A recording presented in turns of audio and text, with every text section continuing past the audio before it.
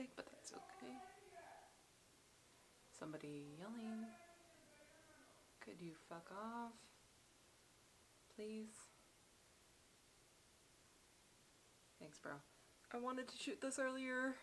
I wanted to so badly to shoot this earlier, but I got woken up by scratching on my wall, and it was construction workers.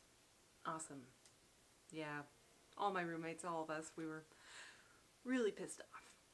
I was also not in a great mood, so I was like, you know what, it's probably not a great time to be filming. So here we are, and I honestly was not expecting to actually film today because of all the construction, and I thought they were going to be finished much, much later. But luckily, I get to film today, so I rushed that's why my hair is relatively messy. I mean, it's actually pretty nice for just putting a bobby pin in it. Anyway, introduction way too long.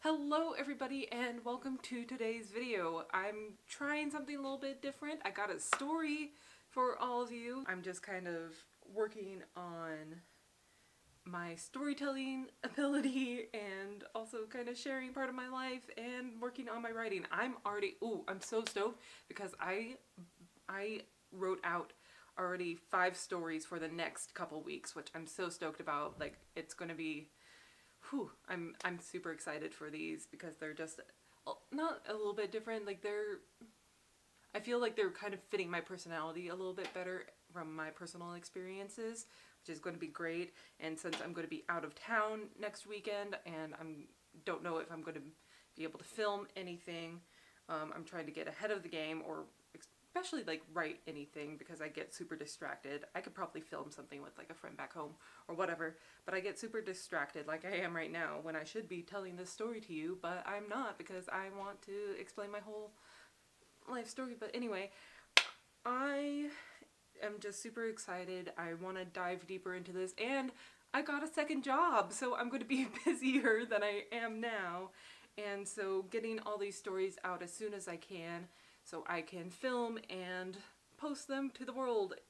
And I don't know if I'm going to keep all this because it's run way too long, but I just want to get to the story because it is something that really impacted my life. So let's just get started.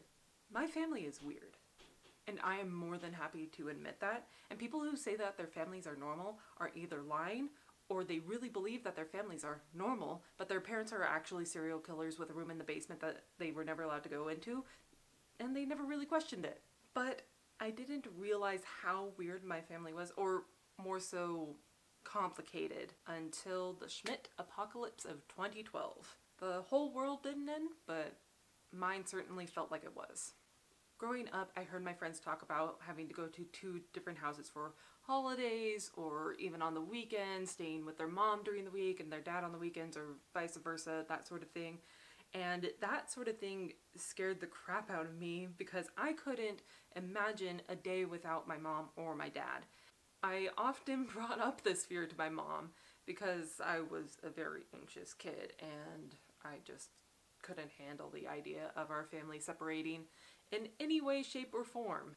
And she swore to me on countless occasions, "Your dad and I are never getting divorced." And I believed this with my whole heart. My parents were perfect, they defied statistics, we were even religiously sealed in a temple, and our family was going to be happy together forever and ever on earth and beyond. I mean, that's a logical assumption for a 5-year-old, right? I was 20 years old when this illusion was completely shattered. My parents had been separated for about a year at this point, and I honestly thought that my dad was just a really great son because my grandmother was getting on in years, and I thought he was just living with her in order to help take care of her. I was very naive, to say the least. And I always prided myself in my ability to be able to read people. And I couldn't even read myself to tell me that I wasn't good at reading people. That's how good at reading people I was. Anyway, that morning my mom told my sister and me that she wanted to take us out to a new restaurant. At that time, I believed my mom to be a creature of habit, so it was a little strange for her to just want to try something new. But like I said before, I was kind of bad at reading people. But because I was bad at reading people, it ended up that I was actually on the right track, because I ended up having a sense that she was going to tell us some sort of bad news.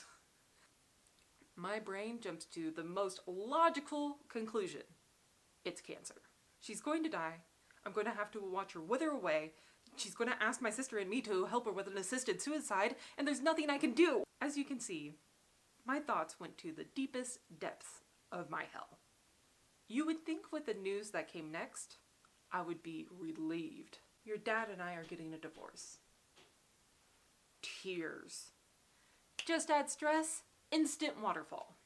I only remember fragments after that of me sobbing, my sister saying that she knew this was going to happen, the divorce, not my reaction, me panicking, me realizing where I was and crying more out of embarrassment because I was crying in a public place. Great choice of venue, Mom.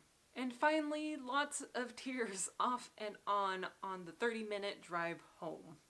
Obviously, I didn't take this news too well. As I was writing this, a lot of feelings came up that I had thought well since passed.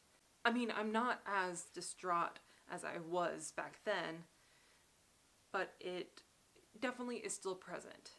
I don't know if I'll ever be 100% over this.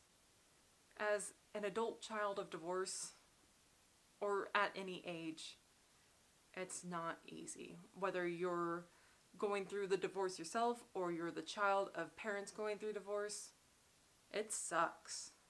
It sucks ass, and you just feel so out of place. And especially younger kids. Even whatever age you are at, and you feel like if your parents are getting divorced and you feel like it's your fault, it's really not. And I have come to terms with that, and I am very, very lucky to be in the situation where I'm at, because my parents are still really good friends. And they even have coffee and talk on the phone sometimes. And my mom is now happily remarried. And that's where I'm going to end it, because my relationship with them, with him, with my mom is a whole nother can of worms that I'm going to leave for the next part. But I would love to hear your thoughts on all of this. I would love to hear your experiences, either your experiences or somebody you know of their parents telling them that they're getting a divorce. Because I don't think that going out to a restaurant and telling your kids that you're getting a divorce is such a great choice, especially if you have a sensitive flower of a child like I was. But I'm sure there are worse ways and places to be told. I just want to say thank you, everybody, so much for watching. Thank you, every human being, every cat, dog, dolphin, horse, penguin, turtle, whoever is watching. Thank you so much. Keep on keeping on, and I'll talk to you in the next video. Bye!